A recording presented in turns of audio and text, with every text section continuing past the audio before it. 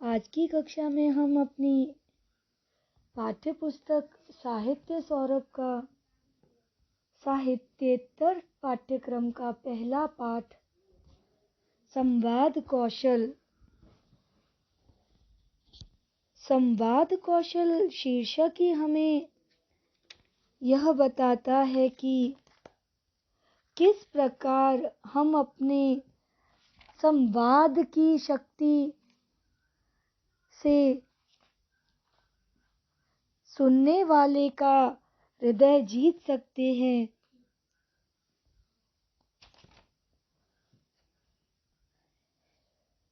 संवाद भाषण एक ऐसी शक्ति है जिससे लोगों की मानसिकता को नियंत्रित किया जा सकता है। इसे ऐसे समझते हैं कि यदि आप किसी को अपनी बात समझा ही नहीं पा रहे तो आपका व्यक्तित्व भी क्षीण हो जाएगा।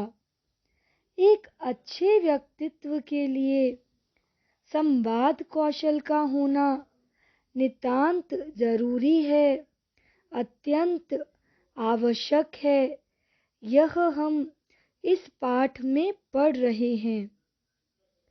साथ ही साथ हम यह भी पढ़ रहे हैं कि किस प्रकार हम अपने संवाद कौशल को मजबूत करके अपने व्यक्तित्व का विकास कर सकते हैं। पृष्ठ नंबर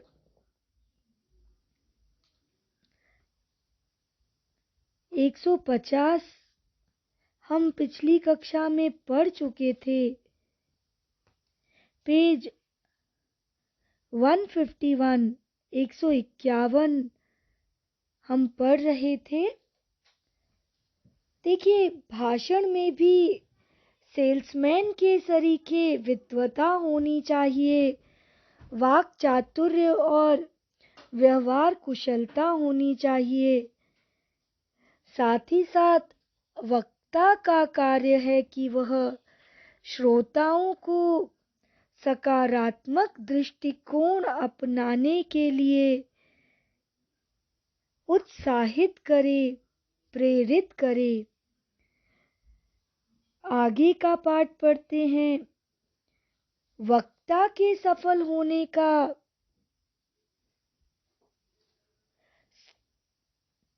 यह सबसे प्रभावी तरीका हमने देखा जिससे वक्ता अपना ही नहीं श्रोता का भी सम्मान बढ़ाता है। भाषण के दौरान अनेक प्रसंग ऐसे भी आते हैं जो बात का वजन बढ़ाते हैं। ऐसी स्थिति में यदि उनका संबंध शास्त्रों अथवा महापुरुषों से जोड़ दिया जाए तो उनमें एक विशिष्टता उत्पन्न हो जाती है। स्वयं सिद्धांतों का संवाहक बनने से उसकी अर्थवत्ता गौण हो जाती है। इस बात को ऐसे समझते हैं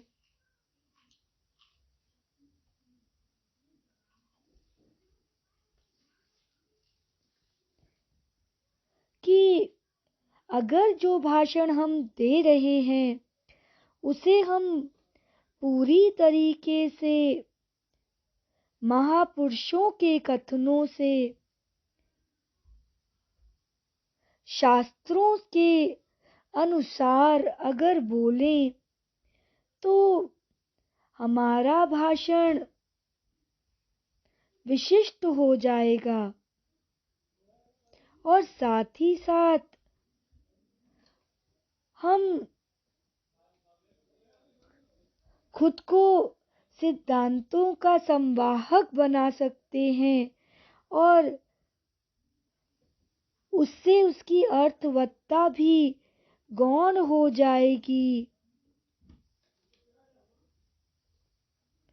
और हमारे कहे हुए वचनों का मान भी रह जाएगा।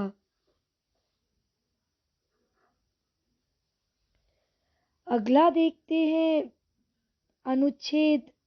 वक्ता को अहंकारी भाषा नहीं बोलनी चाहिए,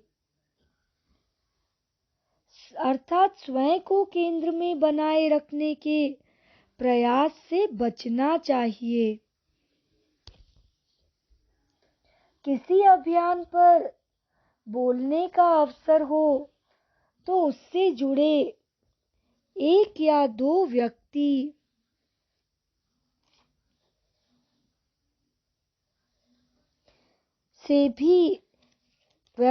से भी पदाधिकारियों को श्रेय देना चाहिए। अगर आप किसी अभियान से जुड़कर भाषण दे रहे हैं तो अपने साथ जो दूसरे पदाधिकारी भी योगदान दे रहे हैं उनके बारे में भी अवश्य बताना चाहिए, उन्हें श्रेय देना चाहिए। अन्यथा वक्ता का एक पक्षीय झुकाव उसे नीचा दिखाएगा, और न सिर्फ नीचा दिखाएगा बल्कि कलह का बीजारोपण भी इसी से होता है। भाषण कला अगर देखी जाए तो संभाषण का उद्गम है। संभाषण का उद्गम, शुरुआत का स्थान,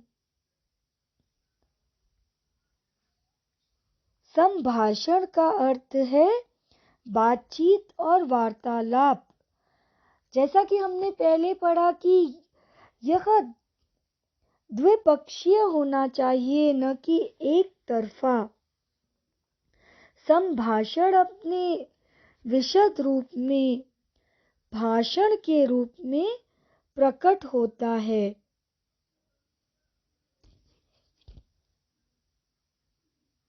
सामाजिक सरोकार से लेकर राजनीतिक हलकों में तथा राजनयिक मसलों तक होने वाली द्विपक्षीय वार्ताओं का आधार संभाषण कला ही है। इसका क्षेत्र केवल मंच तक सीमित नहीं होकर विशाल है।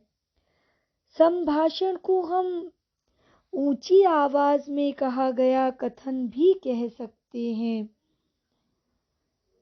और यह सिर्फ मंच तक बंधा नहीं रहता बल्कि यह बहुत विशाल है। इसलिए इसकी उपयोगिता और महत्ता अपेक्षाकृत ज्यादा है। भाषण में सिद्धांतों की उपादेयता का स्रोत भी संभाषण ही है। ये बात हमें समझनी पड़ेगी कि भाषण में जो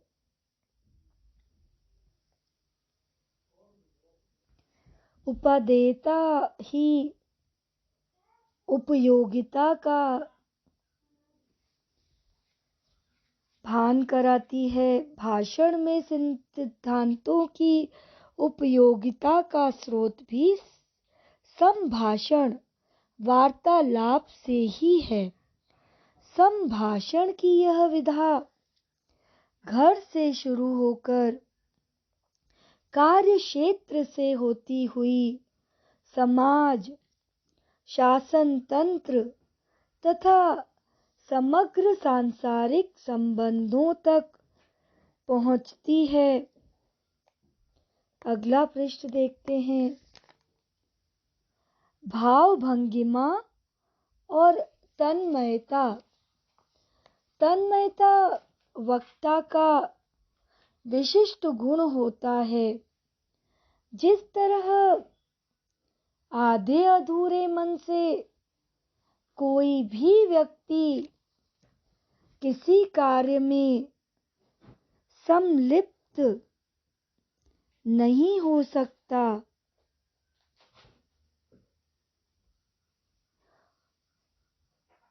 उसकी अन्य मनसकता उसके लिए सभी दरवाजे बंद कर देती है। अन्य मनसकता और संलिप्त तो पूरी तरह से लिप्त होने को कहते हैं, और अन्य मनसक का अर्थ है अनमनासा, जिसका चित्त न लगा हो, जिसका मन न लग रहा हो, पूरी तन्मयता न लग रही हो, तो उसके लिए सभी द्वार बंद कर देती है। इसके विपरीत तन्मयता से क्षमता का विकास होता है। ज्ञातव्य है कि वक्ता अपनी विचारधारा से श्रोता को प्रभावित करता है। ऐसी विचारधारा तन्मयता से ही उत्पन्न होती है। तभी वक्ता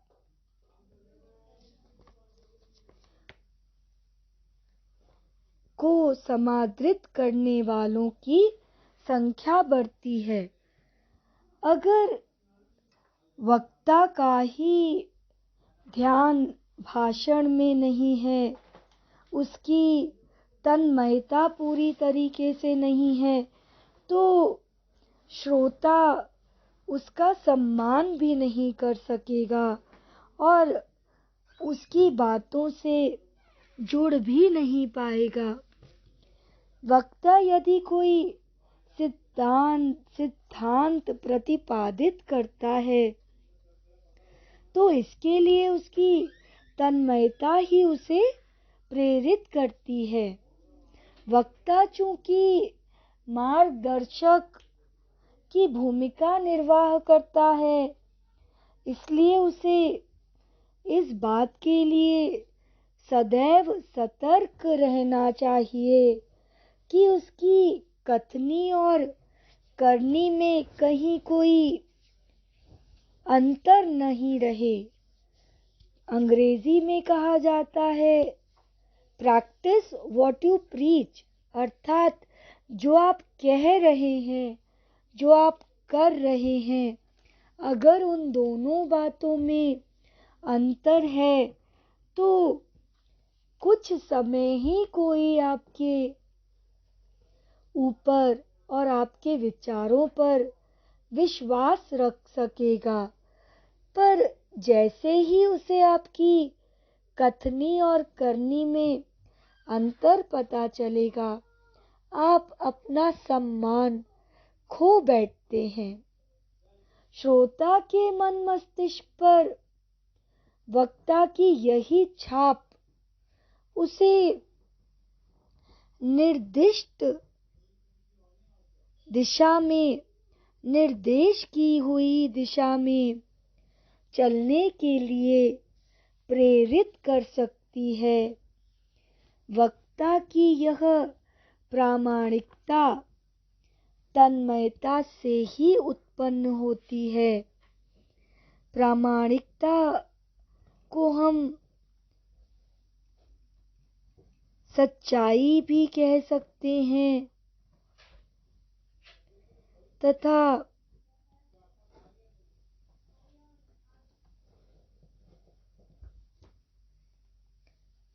आगे पढ़ते हैं। प्रामाणिकता तन्मयता से ही उत्पन्न होती है और इसकी प्रामाणिकता शब्दों में पिरोकर ही दी जा सकती है।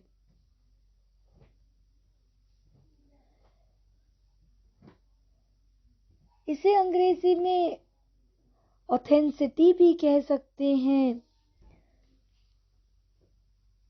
वक्ता के वाक कौशल से श्रोता प्रभावित होता है, किंतु उसके प्रति जिज्ञासा जगाने का काम कैसे हो, यह बात तो भाषण के दौरान ही समझ में आ सकती है।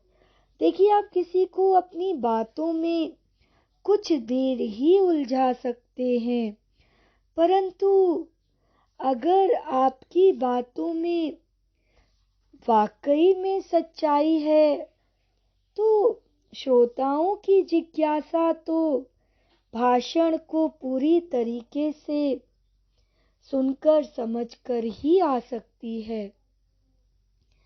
कथावाचक में ऐसी क्या चमत्कारिक सिद्धि होती है कि वह अपने वाक कौशल से विभिन्न पौराणिक प्रसंगों को शाब्दिक कुशलता से जीवंत कर श्रद्धालुओं को नाचने को प्रेरित कर देता है। यहाँ पर कथावाचक का उदाहरण दिया गया है कि वह अपने वाक कौशल अर्थात बोलने के कौशल से पौराणिक प्रसंगों को इतनी सुंदरता से दर्शाता है कि श्रद्धालुओं को नाचने के लिए प्रेरित कर देता।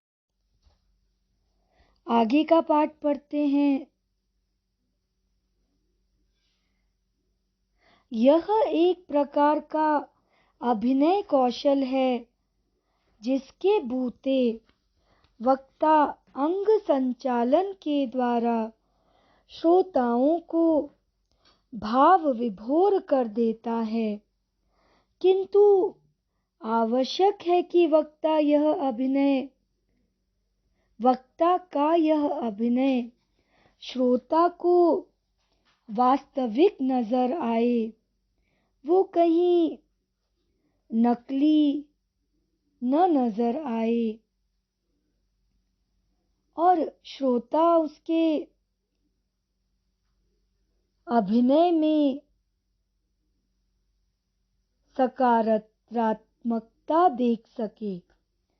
प्रसंग के अनुरूप भाव विहल हो जाना, पीड़ा उजागर करना अथवा अवसादग्रस्त होना श्रोता को वक्ता के साथ भावुकता से जोड़ देता है। देखिए, किसी प्रसंग पर श्रोता पीड़ा महसूस करता है, कहीं दुखी हो जाता है और कहीं भाव विहल हो जाता है। वहां पर यह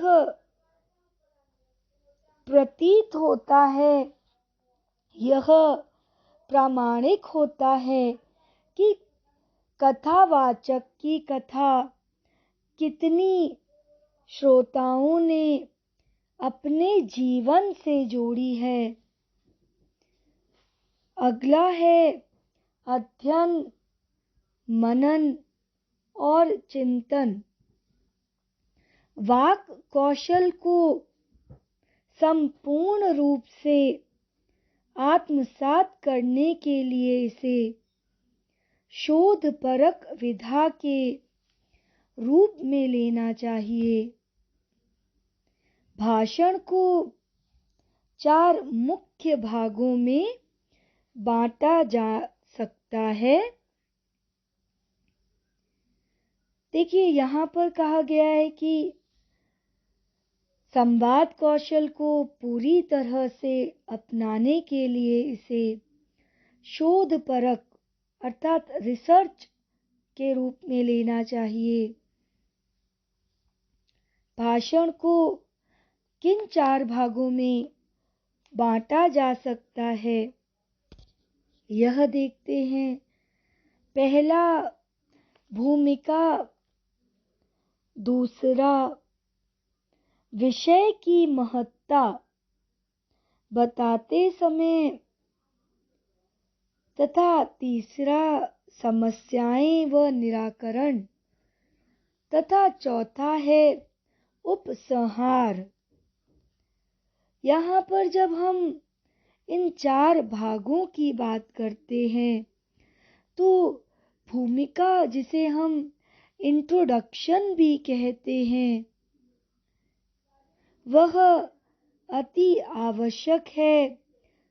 जितना आवश्यक विषय की महत्ता तथा समस्याएं और निराकरण तथा निष्कर्ष, उपसंहार, जिसे अनुलेख भी कहते हैं, वह भी अत्यंत आवश्यक है। विषय की महत्ता बताते समय उसके पक्ष विपक्ष में जो कुछ कहा जाता है उसका समाधान भी बताना होता है। उपसंहार में निचोड़, यानी आपने जो पूरी बात बताई उसका सत्व, उसका निष्कर्ष बताना होता है। छात्र के शोध प्रबंध की जांच में यह परखा जाता है कि उसके विषय से संबंधित तथ्यों का किस प्रकार संकलन किया गया, किस प्रकार रिसर्च किया गया, क्या उसने वास्तव में गहरे पानी पैठ, यह एक मुहावरा है, गहरे पानी पैठ, जिसका अर्थ है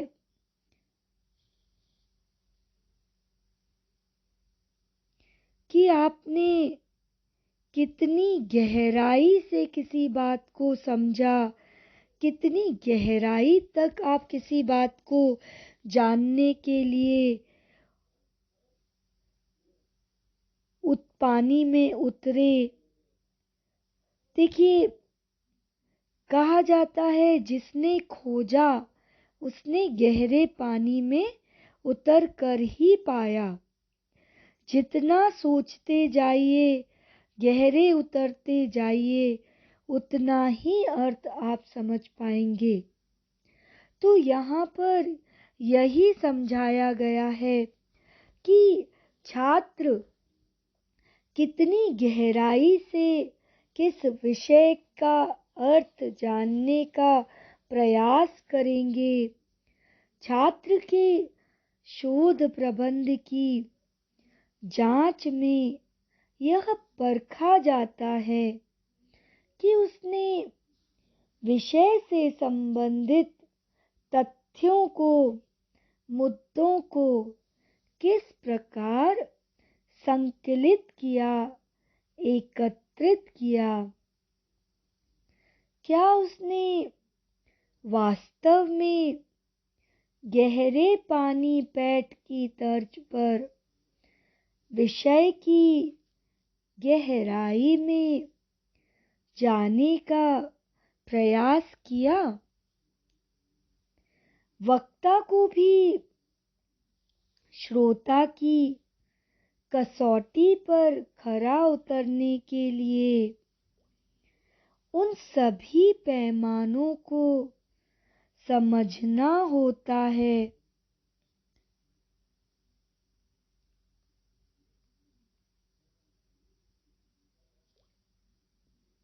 जो भाषण में तथ्य, अध्ययन, विषय की गहराई और भाषा शैली का प्रवाह दर्शाते हों। यहाँ पर मुहावरा कसौटी पर खरा उतरना का अर्थ है जो कहा है उसे करके दिखाना। हमने पहले भी देखा कि कथनी और करनी वक्ता की एक सी होनी चाहिए।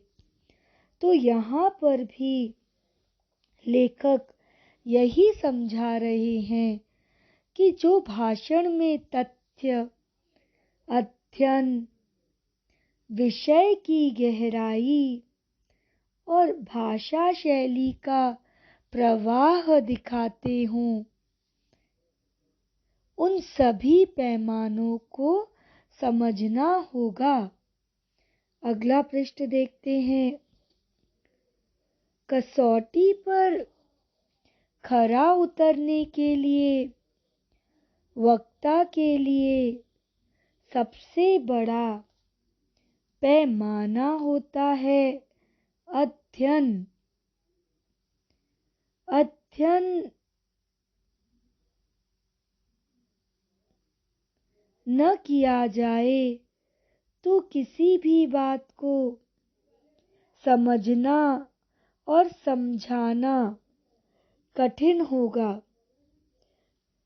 किसी भी विषय का पठन करना, उसका वाचन करना, उसे गहनता से पढ़ना अत्यंत आवश्यक है और वक्ता के लिए तो यह कसौटी पर उतरने का सबसे बड़ा पैमाना भी है। अध्ययन वक्ता की श्रम साध्य पूंजी होती है, ऐसी पूंजी जिसे जितना खर्च किया जाए उतना ही बढ़ती है। ज्ञान भी ऐसी ही पूंजी होती है जो खर्चे न खूटे, जिसे कितना भी खर्च करे वह खत्म नहीं होती बल्कि बढ़ती ही जाती है, उसमें वृद्धि ही होती है। किंतु आवश्यक है उसकी स्मृति कुंद नहीं होनी चाहिए, अर्थात उसकी सोच, उसकी स्मृति कुंद अर्थात बिना धार की नहीं होनी चाहिए, तेज रहनी चाहिए।